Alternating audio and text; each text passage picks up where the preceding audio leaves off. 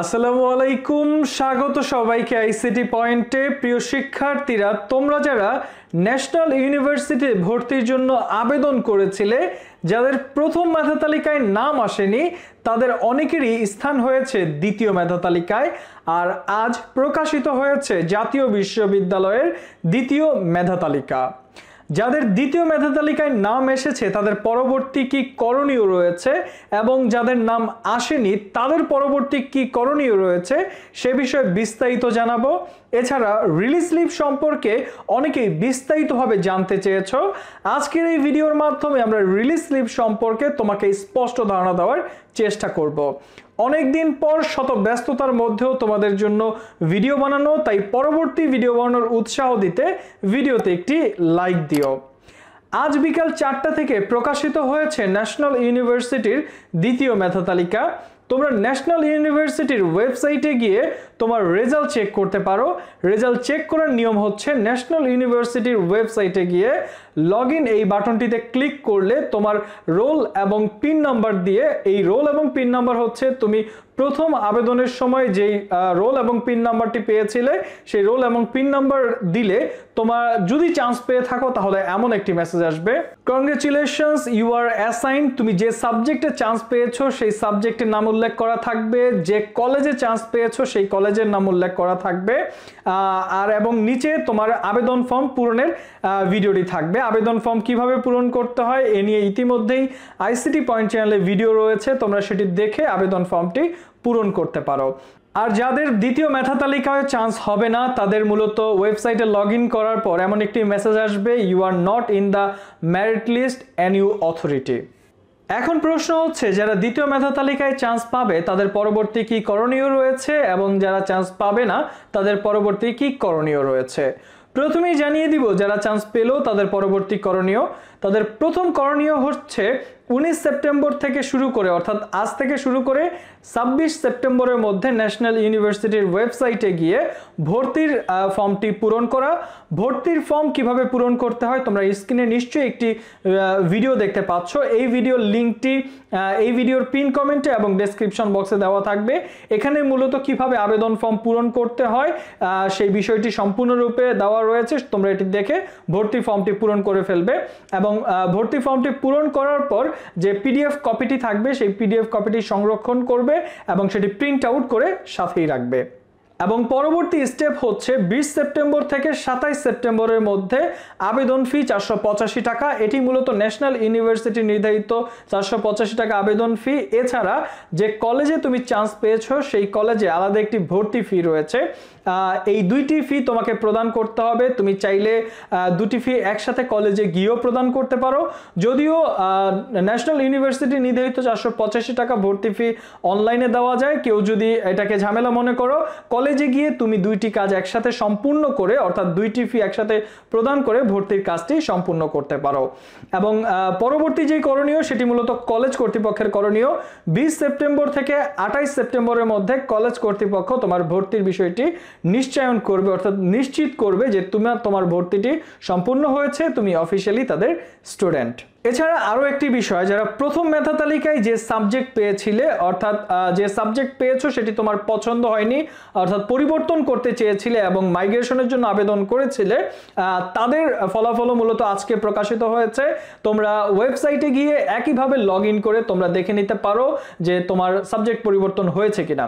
যদি তোমার পূর্বের সাবজেক্টে মাইগ্রেশন হয়, অর্থাৎ তোমার সাবজেক্টটি পরিবর্তন হয়, তাহলে তুমি যে সাবজেক্টে আগে চান্স পেয়েছিলে সেই সাবজেক্টের ভর্তি অটোমেটিক বাতিল হয়ে নতুন যে সাবজেক্টে তুমি চান্স পেয়েছো সেই সাবজেক্টে তোমার ভর্তি নিশ্চিত হয়ে যাবে। এবং যদি তোমার মাইগ্রেশন না হয়ে থাকে, অর্থাৎ যে সাবজেক্টে পূর্বে চান্স পেয়েছিলে এখনো সেই সাবজেক্টই বহাল রয়েছে, তাহলে সেই ক্ষেত্রে ভর্তি বাতিল হবে না, ভর্তি পূর্বের জায়গায় বহাল থাকবে। অর্থাৎ এটি একটি অটোমেটিক্যালি প্রসেস। যদি মাইগ্রেশন হয় অটোমেটিক্যালি তুমি পূর্বের সাবজেক্ট পরিবর্তন হয়ে নতুন সাবজেক্টে অ্যাসাইন হয়ে যাবে, আর যদি পরিবর্তন না হয় আগের সাবজেক্টেই তুমি থাকছ। এখন প্রশ্ন হচ্ছে, দ্বিতীয় মেধা তালিকায় যাদের চান্স হবে না তাদের পরবর্তী কি করণীয় রয়েছে। তুমি যে কলেজে আবেদন করেছিলে সে কলেজে তোমার প্রথম মেধা তালিকায় চান্স হয়নি, অপেক্ষায় ছিলে দ্বিতীয় মেধা তালিকায় চান্স হবে কিনা, সেটিও হলো না। সেক্ষেত্রে এখন তোমার একমাত্র উপায় হচ্ছে রিলিজ স্লিপ, আর এই রিলিজ স্লিপের মাধ্যমেই তুমি ন্যাশনাল ইউনিভার্সিটির ভর্তির স্বপ্ন এখনো দেখতে পারো। রিলিজ স্লিপের বিষয়টি কি একটু বুঝিয়ে বলতে চাই। রিলিজ স্লিপ দেওয়ার আগে মূলত কোটার একটি মেধা তালিকা প্রকাশ হবে। যাদের কোটা রয়েছে তারা মূলত কোটার মেধা তালিকার জন্য অপেক্ষা করবে। অধিকাংশরই কোটা থাকে না, সেক্ষেত্রে রিলিজ স্লিপের মাধ্যমেই তোমাকে ভর্তি হওয়ার স্বপ্ন বাঁচিয়ে রাখতে হবে। তুমি যেই কলেজে আবেদন করেছিলে প্রথম এবং দ্বিতীয় মেধা তালিকায়, সেখানে তোমাকে সুযোগ দেওয়া সম্ভব হয়নি। এখন তুমি সেই কলেজ থেকে রিলিজ স্লিপ অর্থাৎ ছাড়পত্র নিয়ে ভিন্ন কলেজে আবেদন করতে পারবে। কেউ ইচ্ছে করলে প্রথমে যেই কলেজে আবেদন করেছিলে 5টি কলেজের মধ্যে একটি কলেজ সেটিও রাখতে পারো, এটি সম্পূর্ণই তোমার ইচ্ছে। তবে এখানে মূলত 2টা মেধা তালিকায় যেহেতু সুযোগ দেওয়া সম্ভব হয়নি, রিলিজ স্লিপে এখানে সুযোগ হবে বলে এটার সম্ভাবনা খুবই কম। সেক্ষেত্রে অবশ্যই তোমাকে টেকনিক্যালি এই কলেজগুলোতে আবেদন করতে হবে। কিভাবে রিলিজ স্লিপে আবেদন করতে হয়, কোন কলেজগুলোতে আবেদন করলে চান্স পাওয়ার সম্ভাবনা বেশি থাকবে, এ নিয়ে সামনে হয়তো একটি ভিডিও আসবে। তবে আজকের এই ভিডিওতে আমরা কথা বলতে চাই যে কারা কারা মূলত রিলিজ স্লিপের জন্য আবেদন করতে পারবে। 4 ক্যাটাগরির শিক্ষার্থী রিলিজ স্লিপের জন্য আবেদন করতে পারবে। নাম্বার 1, যারা প্রথম মেধা তালিকায় চান্স পেয়েছিল ভর্তি হয়নি, তারা রিলিজ স্লিপের জন্য আবেদন করতে পারবে।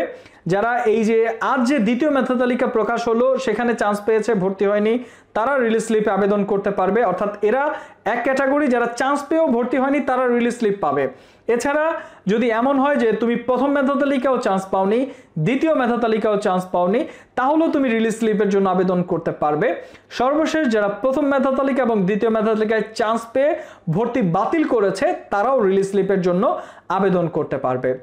প্রথম রিলিজ স্লিপে তোমার পছন্দ মতো 5টি কলেজে তুমি আবেদন করতে পারবে, ভিন্ন ভিন্ন সাবজেক্টে আবেদন করতে পারবে।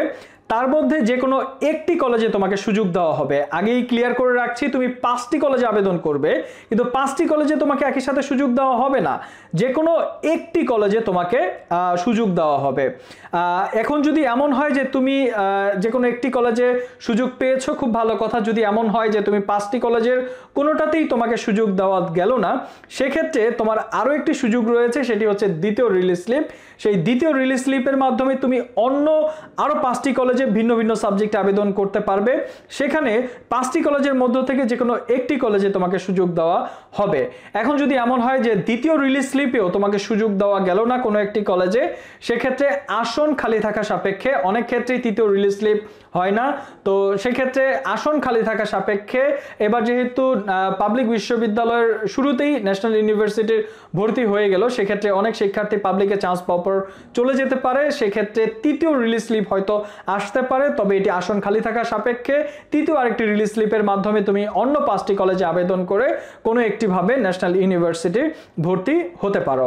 তবে হ্যাঁ, রিলিজ স্লিপে শুধু তারাই আবেদন করতে পারবে যারা প্রথম মেধা তালিকার জন্য আবেদন করেছিল, অর্থাৎ প্রাথমিক যে আবেদন সেটি সম্পূর্ণ করেছিল। যারা প্রাথমিক আবেদন সম্পূর্ণ করেনি তারা কিন্তু এই রিলিজ স্লিপে নতুন করে আবেদন করতে পারবে না।